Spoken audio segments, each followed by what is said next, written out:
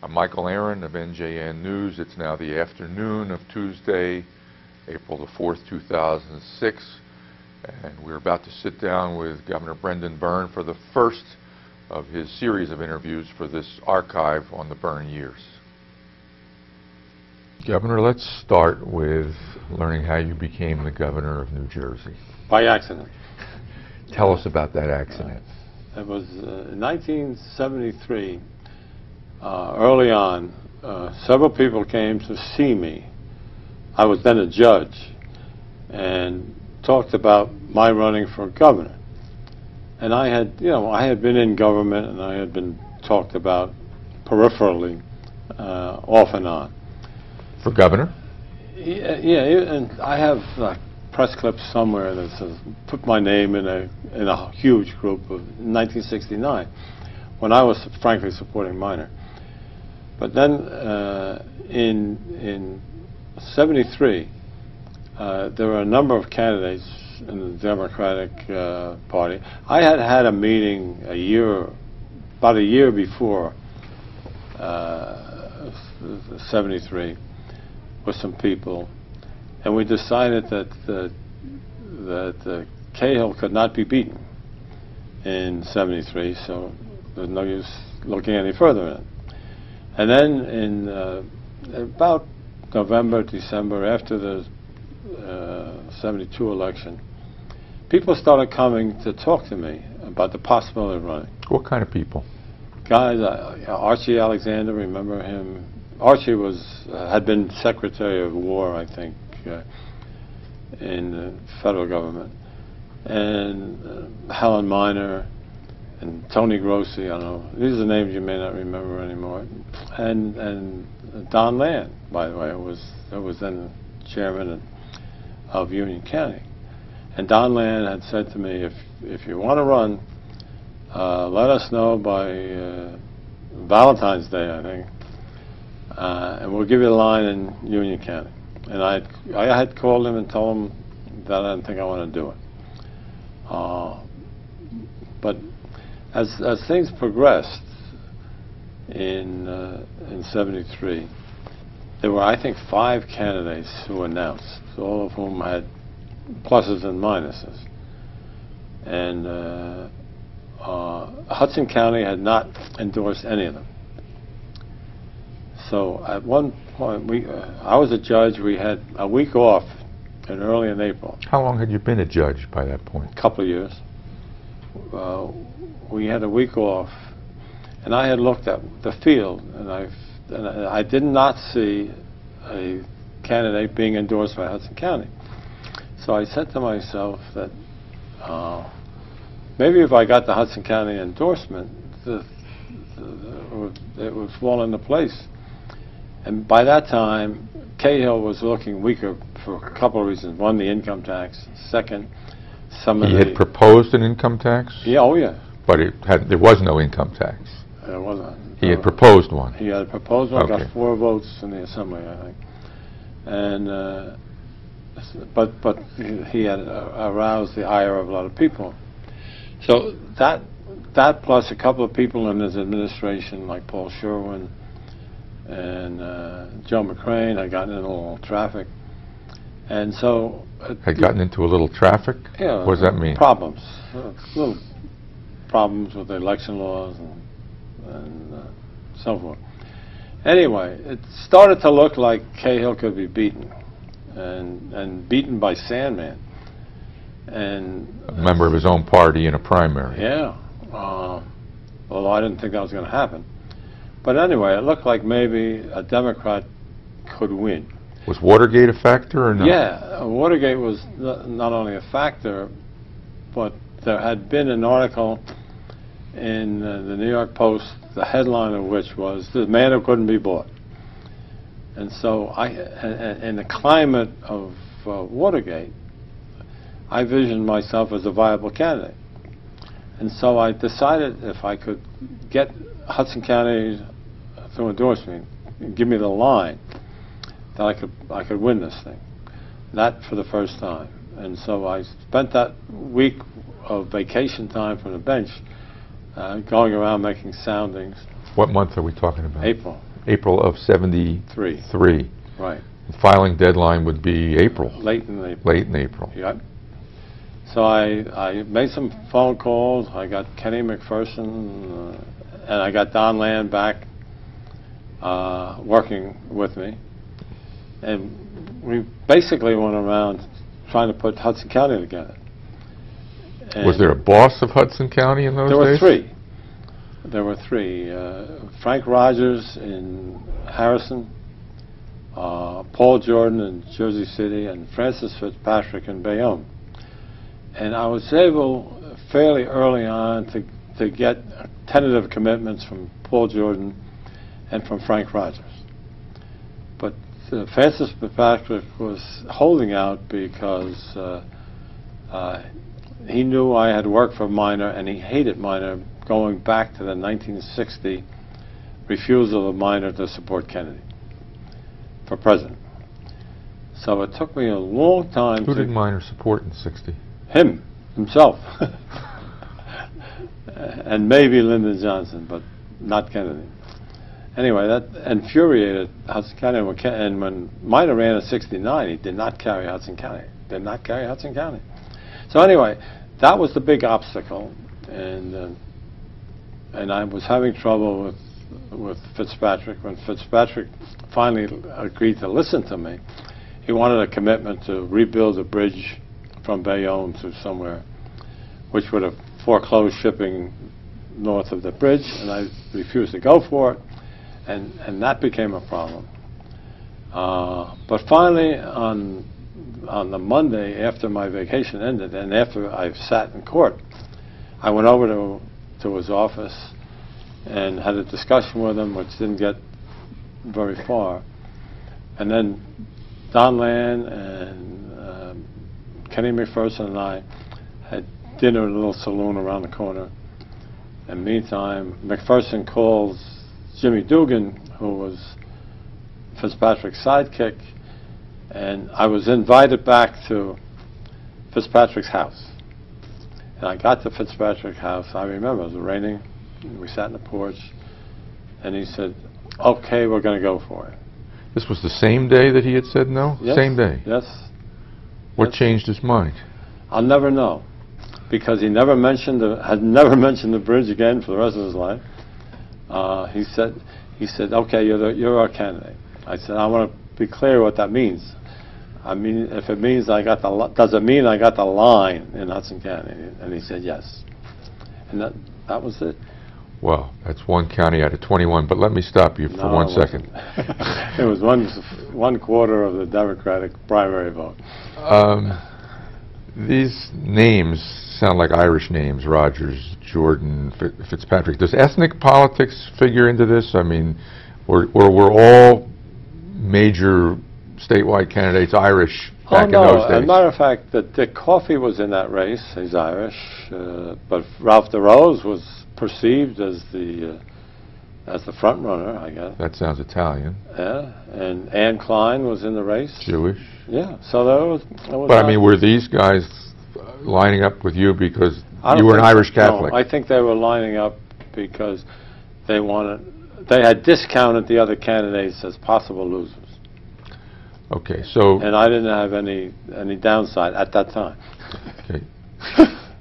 So you're a judge who gets the nod from the guy you need in Hudson County, and then what happens? Then what happens? I become a candidate. We had to scramble to get the petition signed because we had like 4 days to get the petition signed.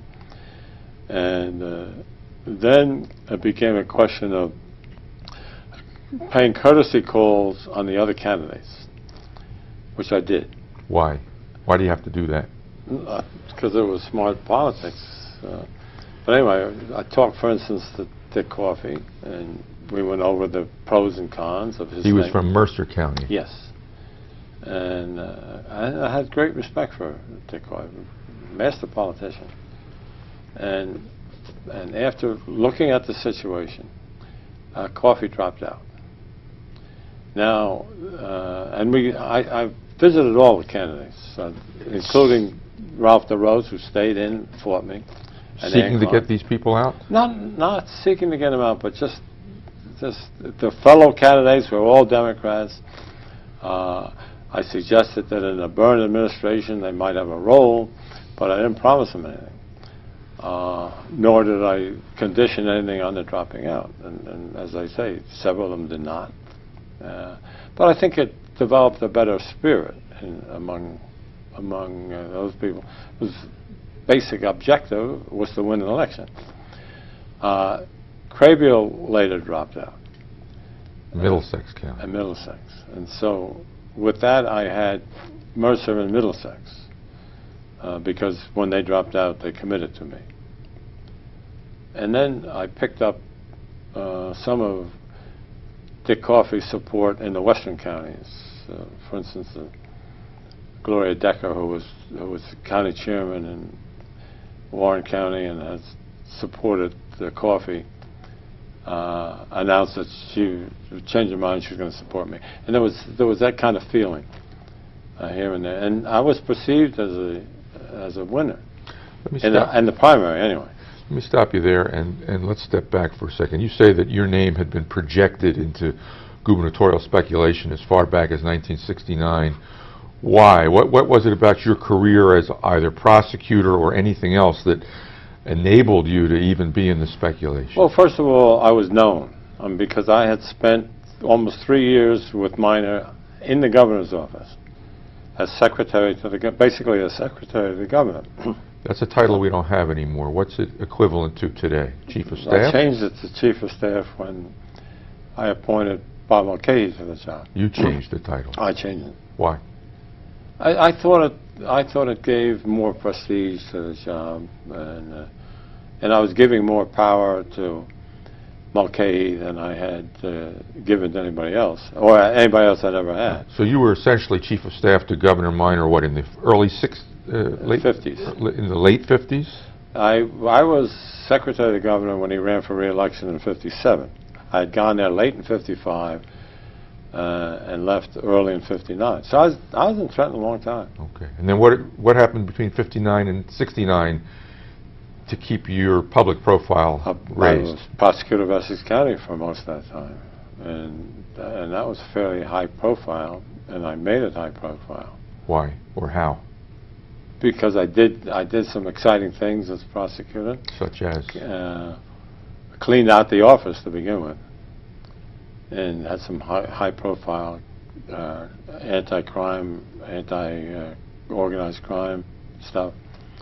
We had what was known as a Charlie Squad, which conducted raids on illegal gambling operations. We got a lot of press, although when we polled later on, when we polled it, only 4% of people in the county knew who I was. But that wasn't the test. The fact is that people knew me. Did you have political ambitions at that point in time? I didn't have ambitions. I was happy. Believe it or not, I was happy being a judge, and I had been promoted to assignment judge early on. Essex County assignment judge? Basically in Morris County. I had been acting assignment judge for a little while in Essex, but when there was an opening for an assignment judge in Morris County, Weintraub, who had a great influence on my life, by the way. Former Chief Justice. Yeah. He was Chief Justice while I was a judge, and he appoints me as assignment judge in Morris County, when being an assignment judge after a year and a half on the bench was unheard of. What governor put you on the bench to begin with? Bill Cahill.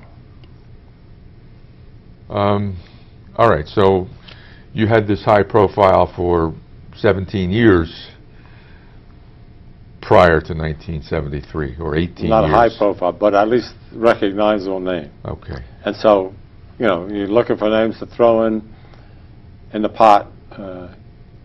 And not everybody threw my name in, but there was a little bit of speculation. And you say there was a New York Post headline, "The Man Who Couldn't Be Bought." Where did that line come from, and what was it a reference to? Came from the tapes of organized crime people, and they were having a discussion. I had a very good relationship with the FBI when I was prosecutor. The FBI would give me information that they were getting from illegal wiretaps, but I did not know that. I really did not know that. And then they would check on what I did with the information. And if I From illegal wiretaps. Yeah. They weren't getting court orders to do the wiretapping. They weren't. They weren't telling me they were wired. I didn't. I to this day I can't swear that they got it from wiretap. They just told me it was information. Had to be from wiretap. But when it all came out, the wiretaps were published, and there was one conversation in which organized crime had tried to fix a case, a pedestrian case, but they tried to fix it. And the FBI told me that they were trying to fix the case, and so I pulled the case out, made sure it got tried and convicted. And in one conversation that's on the wiretap, they say, you know, we try to fix this case, you can't fix it. You couldn't fix it with Brendan Byrne, he's a Boy Scout. Nobody's trying to buy him. He's a man that can't be bought. And that was, we put that on bumper stickers. Yeah? Whose idea was that? Bumper sticker, mine. Nobody else thought it was a good idea. I like that on a bumper sticker.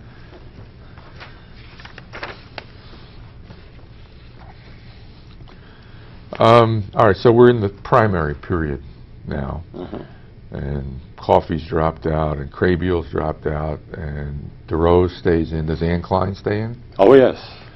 What county is she from? She was from Morris County, and she was an assemblywoman.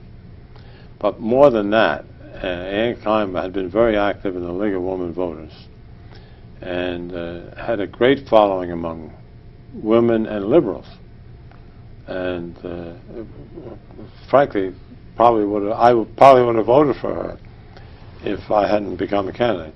How about Henry Helstosky? Was he a possible candidate? Yes, as a matter of fact, until the very end,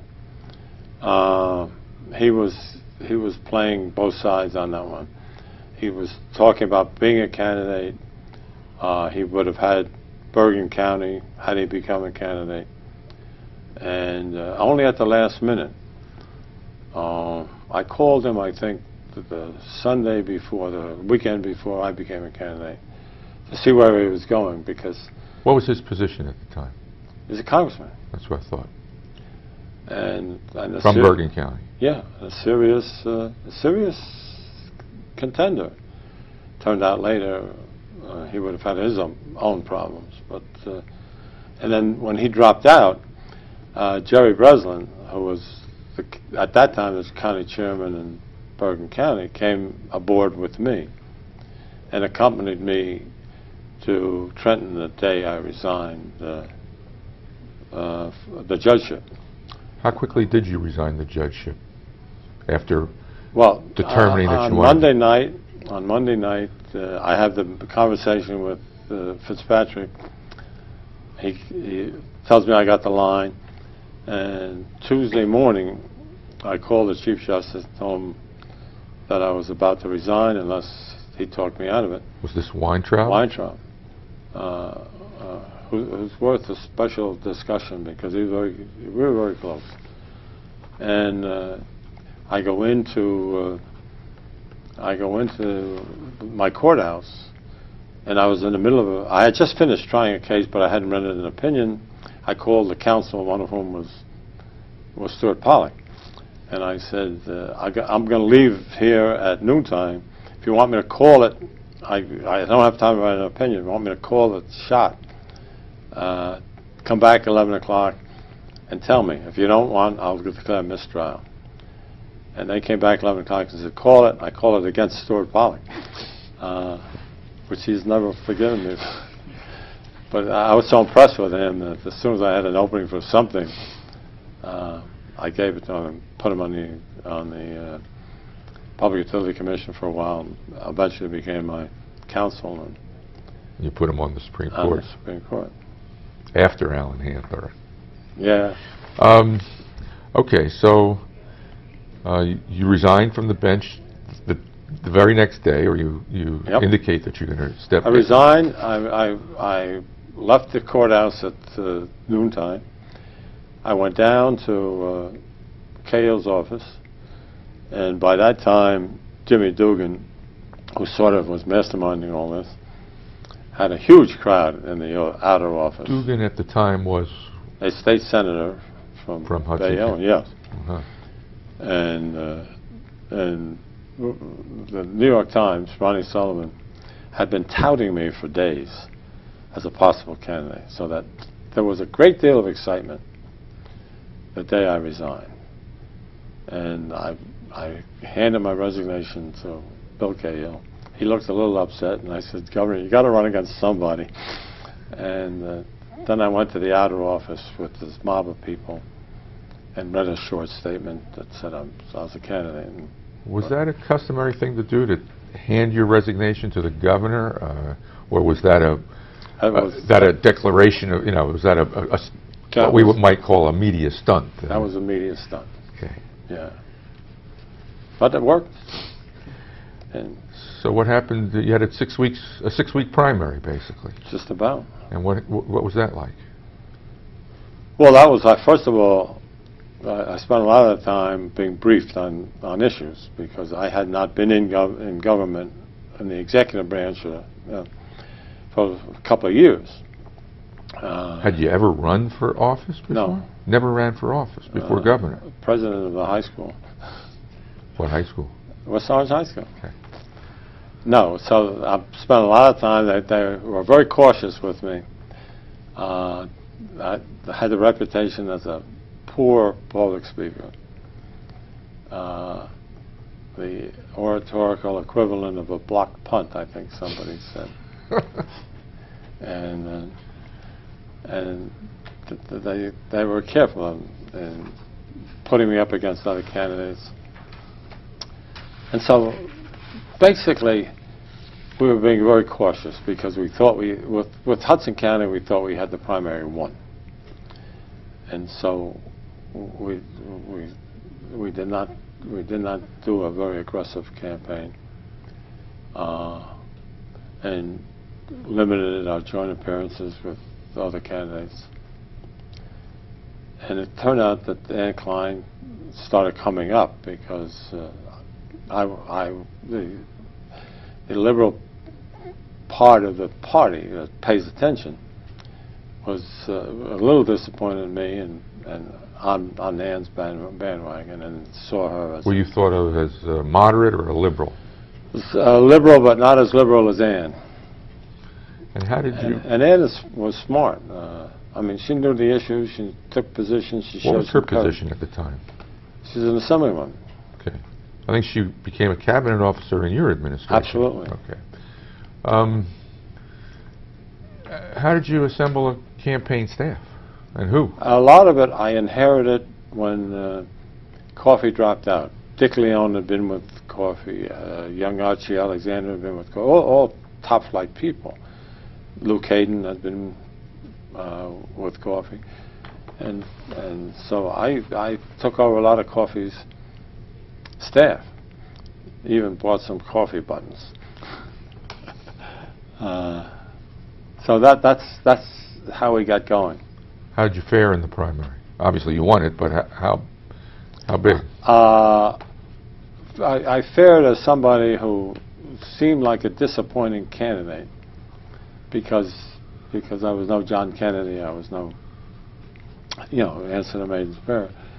But I fared all right, and when Sandman won his primary, it was sort of all over. Sandman was a very conservative Republican congressman from Cape May, Right. who was on the Watergate committee. Is that why he ran for governor? Because he had... No, he had run for governor a couple of times, and had lost. And by the way, Bill Cahill and Sandman did not get along. They had no love. There was no love lost. Cahill was more of a liberal Republican, yes? Yes. And Sandman was a conservative Republican from Right. Cape May. And Sandman won the primary. Now I'm running against Sandman. Let me take you back 1 second. What were the issues in the primary? Income tax, sort of. Although I had made a statement about the income tax that I didn't think we needed for the foreseeable future. And we didn't. To balance the budget, we did not need an income tax. But never ever pursued that particularly, so that my statement that I don't think we need one for the foreseeable future became a highlighted statement in the campaign, and came back to haunt me when I became governor. Did you take a position on abortion in that primary? Well, the Roe versus Wade had just been decided, and people didn't fully understand where we were going on that. And it was not the primary issue with women's groups that it became. I mean, I would be asked about it, and my position on it would be have to respect what the Supreme Court says. But there was no organized program to defend women's rights, so that it was not a primary issue, and I didn't treat it as such. Was higher education an issue? Yeah, and I was for it. You're for it. And I remember meeting with college presidents at one point. It was a nice meeting, but they were not demanding $3 billion bond issues like they do today. I didn't say that. You say that you ruled out the need for an income tax for the foreseeable future, and that phrase came back to haunt you. What did you mean at the time by foreseeable future, and did you know what you were saying, or did it just pop out? In the course of the campaign, we had discussed an income tax.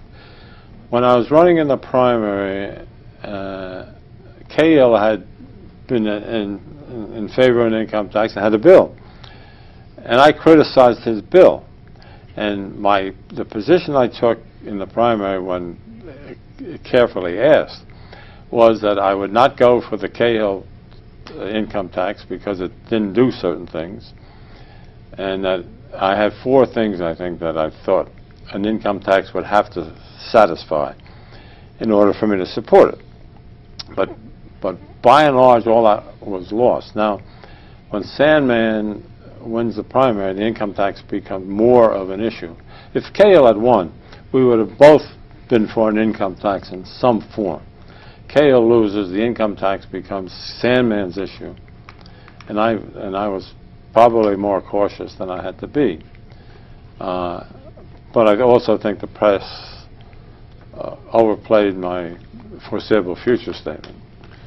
We needed some way to solve the school funding issue, and that was never really intelligently discussed in that '73 campaign. How are you going to fund schools? And neither of us really discussed that the way it should have been discussed. So now I'm governor in '74, and I got to face the issue. And we did decide at that point that probably the way to do it would be through an income tax. Although there were other alternatives that were doable. John Russo had written an interesting paper for one of his campaigns. He was a senator from Ocean County, on a statewide property tax and using that as a surtax to fund the school. So we really finally decided afterwards that the income tax was the way to go. And then after I proposed the income tax, I kept getting hit with these cockamamie schemes of penny here, penny there, there. That would not have been a long-range solution to anything. And remember in 1977, Ray Bateman came out with a form of that kind of a solution, and it lost him the election. We'll get to that, I'm sure, at some point. With Sandman as your opponent in the general election, wouldn't it have been better to be upfront and run on the income tax notion rather than waffling? That's what everybody tells me in retrospect. It might have been. Except income tax in New Jersey had been a hysterical issue over the years. In the old days, when the Newark News was the dominant newspaper in New Jersey, the Newark News would write editorials about the income tax and how bad it was, and anybody who proposed it, and Hughes proposed it, you remember, got killed. So it was an issue to stay away from. Did Hughes get killed? Sure. Hughes lost the 1967 legislature on that issue, plus the workers' right to strike and get strike benefits. Those are the two issues that killed him. He lost the legislature. So, tell me about the campaign against Sandman from June to November. Was it a cakewalk? Yes, it was a cakewalk. Why? Because nobody liked Sandman. Nobody liked his policy. I think the New York Times wrote an editorial like the week after the primary, in effect endorsing me. And Sandman had absolutely no credibility. And he was not, in the public view, he was not a nice guy. I mean, I didn't mind public appearances with Sandman because people didn't like him. I remember him from the Watergate hearings. Yeah. Nobody liked that guy. Yeah. That's too bad. He wasn't. He wasn't. He was a Nixon. He was one of Nixon's defenders. Absolutely, to the end. Right. To the end. But he had a style that was irritating. I looked forward to joint appearances with Charlie Sandman, and he was no boob. I mean, he knew the business, but you know, people would say to him that he had the better argument, but they were going to vote for Byrne. What were the issues, if any? The income tax, and Sandman didn't have much of an issue because I didn't have a record, so he couldn't attack me on the record. He could attack me on the income tax, but KL had supported an income tax. He made some mistakes. He had said at one point, and don't forget, here's a regional candidate who hadn't been doing issues on the statewide basis. He at one point said, "We don't want offshore drilling in Cape May. If you're going to do offshore drilling, do it in Monmouth County, where they don't care about clean beaches." I mean, there you go. And another interesting thing about Sandman is that he had once voted in the legislature against having hot and cold water for migrant workers. And he was the kind of guy that when I brought that out and said, "This is a guy who wouldn't even," it hurt him. Now, 4 years later, I found that Ray Bateman had voted the same way on the same bill, but people thought Ray Bateman was such a nice guy that no, he must have had some. Anyway. Did you try to use it against Bateman? Once, and it didn't work, and I stopped using it against Bateman. How did you approach the campaign? What did you do to campaign? I was well. First, that was my first campaign ever for anything. So I wasn't at all sure of myself. I was really in the hands of experienced campaign people. Who? Leone, Caton, Coffey, David Garth. David Garth from New York. From New York. And so, and I didn't even have an appreciation of how to schedule myself. Did you run for governor every day all summer long? Sure. You did? Oh, sure. I mean, I worked hard, and I was exhausted at the end. And you know, had no idea how to pace myself. How do you run for governor? What do you do? You work 24 hours a day. And if they gave you, I remember they gave me a Sunday morning off one time, and I ran over to the local bowling alley. Because, you know, you figure, I got to get that one more vote. Oh, I thought you went around to get some exercise. No. Uh-huh. What did you Well, did you like the campaigning aspect of it? I think the campaign, that you do like it when you're doing it, but you do get tired. Yeah, I mean, it's the most fun in this business is meeting people and getting to know them and understand them and get a view of a feeling of what the issues are that are bothering them. And you meet some lovely people. I remember being on the boardwalk in Keensburg one time, and I met a nice lady who was all by herself walking on the boardwalk. I went over to her and I said, I'm Brendan Byrne, I'm running for governor. And she said, I'm from Hudson County. I think we're for you. And there's all kinds of stories like that. What did you like least about campaigning? The time. I mean, the fact that it's so exhausting. And you know, you're looking at your schedule and you say, my God, I got 3 more events tonight. If you and the second campaign, I handled that better, and didn't do things that were going to grind you down so much. How many children did you have at the time of the first campaign? 7. So you had some serious Yeah, family responsibilities yeah, as well. Billy was 4, and he was sleeping through the night, and he was the youngest. So. And the kids helped. They would come, they would do things. So got to know the state. That's how Nancy wound up as the director of tourism. She knew the state. She had been all over. Do you think it's an easier state to campaign in than others because it's so compact? In a way, yes, but in a way, no, because people do not take distance as an excuse for you not showing up.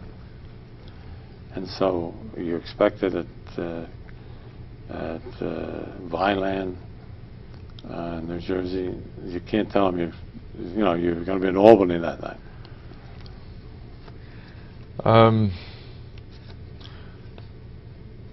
Did you have formal debates with Sandman? Sure. And I enjoyed those. I'm not sure I won them all, but I held my own. And I remember one debate, he accused me of being a novice at this business and not knowing where the men's room is in the State House. And I got up and I said, Charlie, I know where the men's room is. I just don't know where the caucus room is. And things like that. I thought I would be getting the better of him. But he was not a bad debater.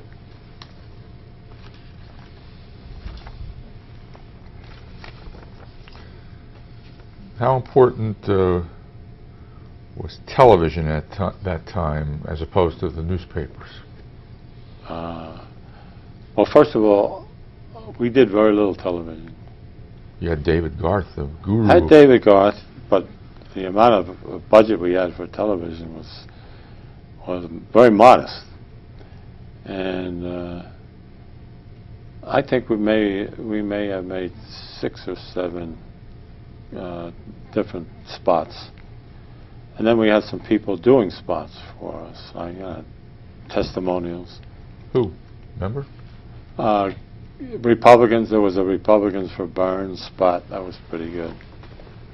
And a couple of others like celebrity type I don't think we, Peter Rodina was as close as we got to a celebrity. He did a spot.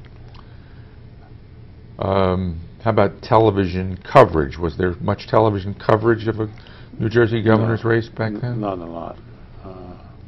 You got on television, but it wasn't on a daily basis. And newspaper. Go ahead. I interrupted. New Jersey Network. We were just coming into existence back then. Yeah. Yeah. And I still play golf once in a while with Reg Wells, who was with New Jersey Network. Right. Went to Channel 9 subsequently. Sure. Good guy. Yeah, I agree. Newspaper coverage was what it is today, or not? Early on, the Times. Ronnie Sullivan, who was with the Times, was fascinated by New Jersey, I think, and did the New Jersey coverage. and started out really touting me as a candidate. And then once I became a candidate, he did his job as a reporter and tried to tear me down. Although, we're good friends, and I still see Ronnie. But the coverage was not, it was not, overwhelming. And the Ledger did a whole series of position papers, which I think they still do for candidates. Running the positions of the candidates on the issues so that the public... Education, environment. Right. Was the Newark News alive by 73? If the Newark News had been alive by 73, I wouldn't be here. It was a conservative paper? It was a conservative paper. It was a Republican paper. I was prosecutor of Essex County for almost 9 years. The Newark News was in existence. They wrote great stories about me in the handling of the prosecutor's office. Never once a favorable editorial about me. It's interesting to hear that today that it was a conservative Republican newspaper because it spawned all the best journalists. The journalists were fine. The journalists were fine. The stories were good.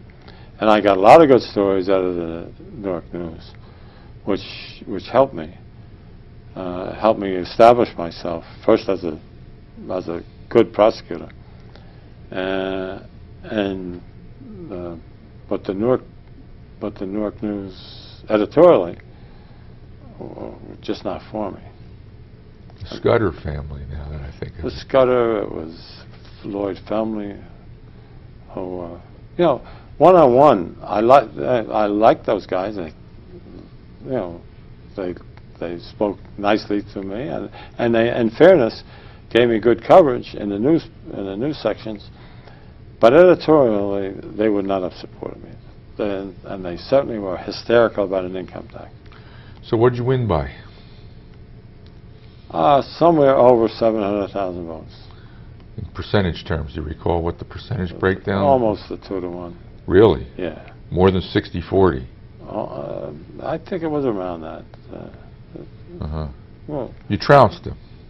700,000 votes out of probably 2 million cast? Yeah, a little over 2 million.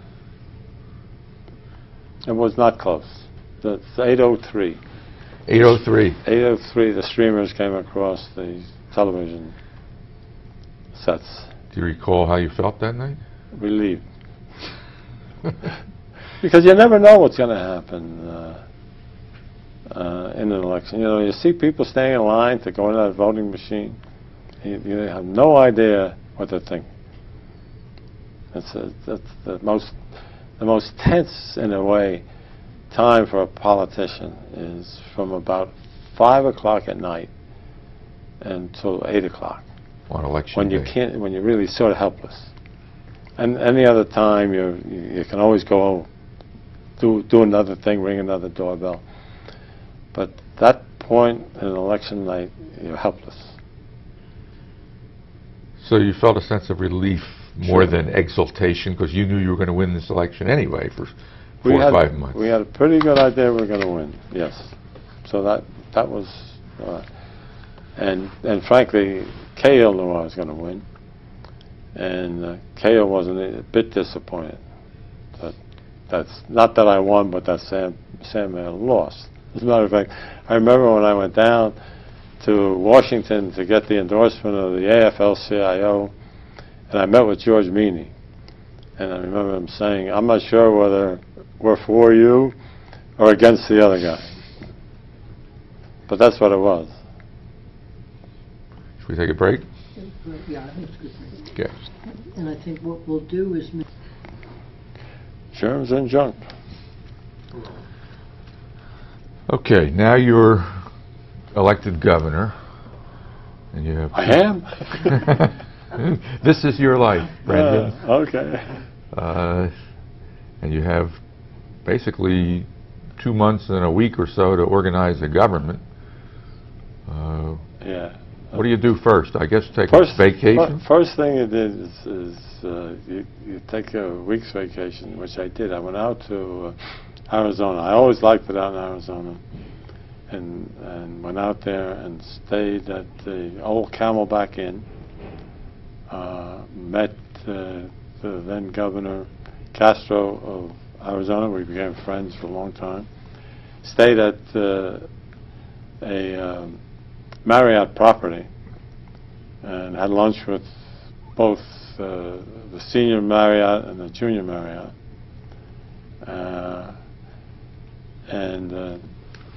You know, it was just relaxation.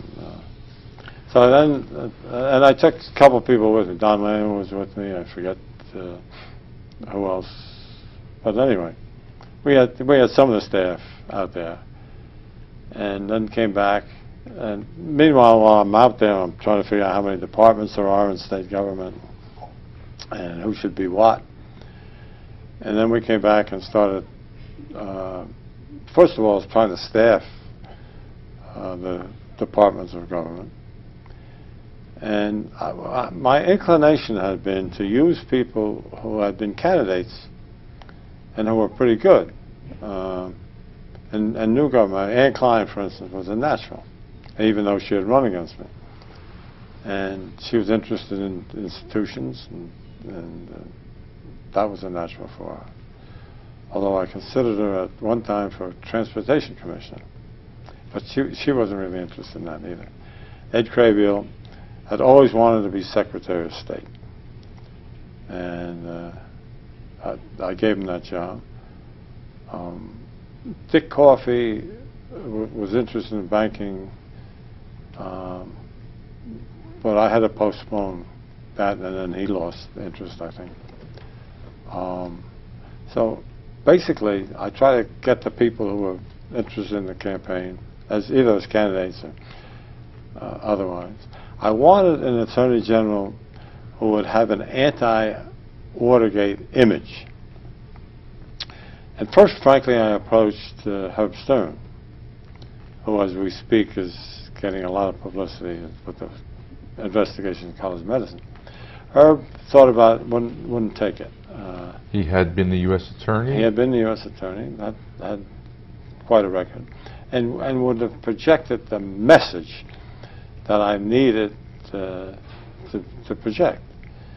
And so I turned to Bill Hyland, who had been, frankly, a very possible candidate for the governorship in 1969, and didn't do it, and was on the SCI, had a good reputation there, and I succeeded Bill as president of the Public Utility Commission.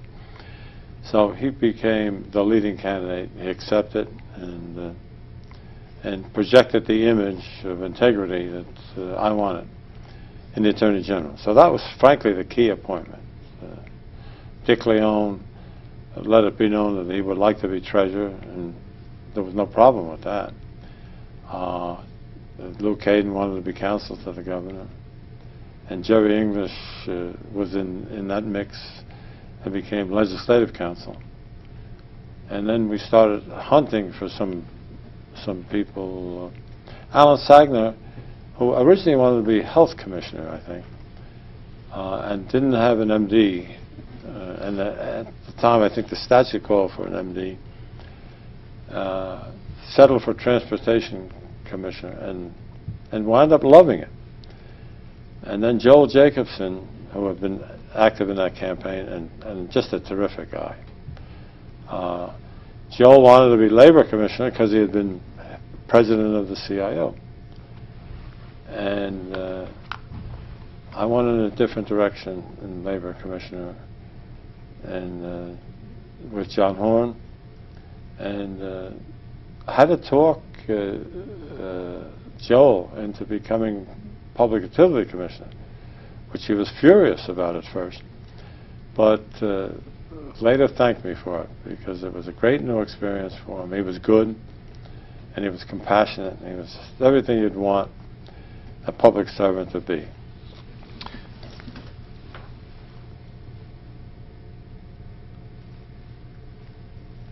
He was not the first labor commissioner. John Horn was. I'm telling you. Or maybe John Horn came later. Oh, okay. I have a memo that Dick Leone sent you about the transition. Apparently Leone was in charge of the transition, is that correct? Probably. Was he your closest advisor, Leone? Well, it depends. I mean, if you're talking governmental advice, probably Dick Leone. If you're talking about political advice, probably Kenny McPherson. Kenny had and still has a great ability to feel the pulse of the political community. And I relied on Kenny a lot. He's a lawyer from Hudson County? Right. I put him on the Port Authority for a little while. But he liked to be his own man. But he would come down. We would talk. The very first item on Leone's memo to you deals with the sports complex. Is that something you had to deal with right absolutely. away? Even in transition? Even in transition. What happened was Cahill had urged me to sign the deal with the Giants.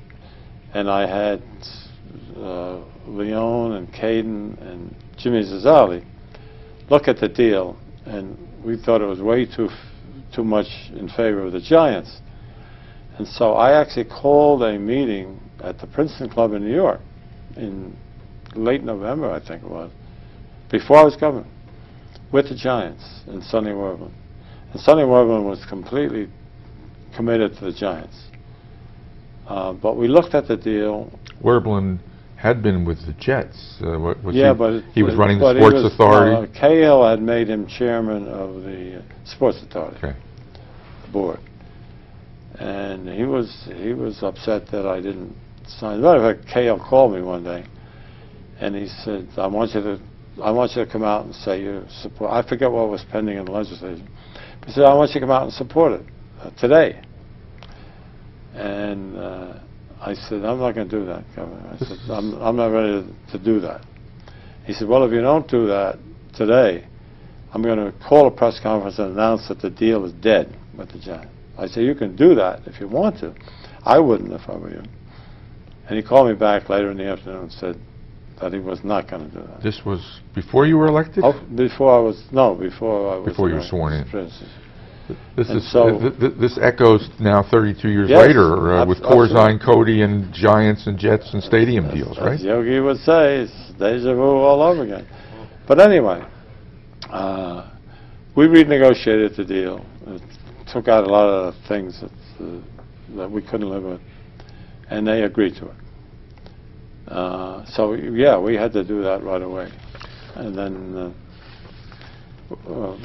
Werblin, for our little disagreements, was a great chairman of the Sports Authority. Advocated the concept of New York, New Jersey being a megalopolis, and we're all in this together, and it worked. This was the beginning. There was no stadium at that point. There was no stadium. Okay. There was maybe a hole in it. I think they had broken ground or something, but they didn't have any money. And that was the key thing, is to raise the money. And if I hadn't supported the bond issue, the deal would not have gone. And so the reason I had all that leverage is I had to raise the bond money. How much? Do you recall? I don't recall. It was a modest amount. I think it's under $100 million. And Nelson Rockefeller had decided that this was not good for New York, and had come out in favor of a stadium over the railroad yards in New York, and had discussed with his brother and other people not buying the bonds. And it came down to, I think, Prudential buying the last $50 million worth of bonds. And I also remember I got a call. I think it was Don McNaughton, who was then president of Prudential, and he called me and he said, "Well, buy the bonds if you'll let us appoint one of the members of the commission." And I said, "No, I'm not ready to abandon my responsibilities as governor, but I would be happy to consider any candidate you gave me for appointment." And he accepted that. gave me a guy who, I forget his name for the moment, but it was a great addition to the board, and even supervised some of the construction. So that worked well. That's fascinating. It's all in how you word things sometimes, right? We'll give you the $50 million if you let us appoint a candidate. I can't let you do that, but I'll be happy to consider whoever you nominate. And if he had given me a bad name, I wouldn't have appointed him. And he understood that. But the name he gave me, I wish I could remember. How helpful was Governor Cahill in the transition? Very helpful. And he, we made all of the stuff available. Cahill, by the way, one of the most underrated governors of New Jersey. I mean, half of the stuff I did, Cahill had started and couldn't get done. And I remember when I was in the transition, I spent a week on vacation in the islands, and I took a whole box full of his reports and read them. And so, the housing things, the income tax things, a lot of it was Cahill's sponsorship that we just pursued and got done. What kind of guy was he? Cahill was, to me, a lovely guy. I had some surreptitious support from him during the campaign. He left one piece of paper on his desk when I walked in the office and took over. And it was a note from Charlie Sandman asking Cahill to be helpful in the last few days of the campaign. And Cahill wouldn't do it. And he left that piece of paper on his desk. So, no, I have a great admiration, respect, and affection for Bill Cahill. A lot of people didn't like him. Maybe he could be gruff. He could have bad days. But basically a guy who wanted to leave the state a little better than he found it. There are references in this transition memo to your program. We'll put this guy in charge of this guy in charge of that woman in charge of this. We'll put this person in charge of your program. Did you have a program? Yeah, we did, as a matter of fact. And it started out with the priorities that Watergate presented to us. And the priorities were sort of government under, we called it government under glass. We were reacting to all the bad things that were happening in Washington, and we were saying, we're going to have open government in New Jersey. And so we did things like financial disclosures from all of the cabinet members and the key officers in state government. We opened the voter registration to postcard registration so that you could get to vote if you wanted to vote by just signing a postcard. And we opened public meetings, things like that. That was the most important thing, is to get the people's confidence back in government. And I think we made that an early priority. We got those bills passed. And yes, we had that program. That's another deja vu all over again. John Corzine just came into office promising government under glass again, essentially. In effect. Yeah. He also said as an inaugural that if you worry too much about being reelected, you're probably not worth reelecting, which was a direct quote from my first inaugural. Which was apparently a quote from Woodrow Wilson. We both attributed it to Woodrow Wilson. But he didn't attribute it to Brendan Byrne. He may have winked at me when he was saying it. Why don't we break here? All right. Leon winked at me when he was saying it. Did he? Sure.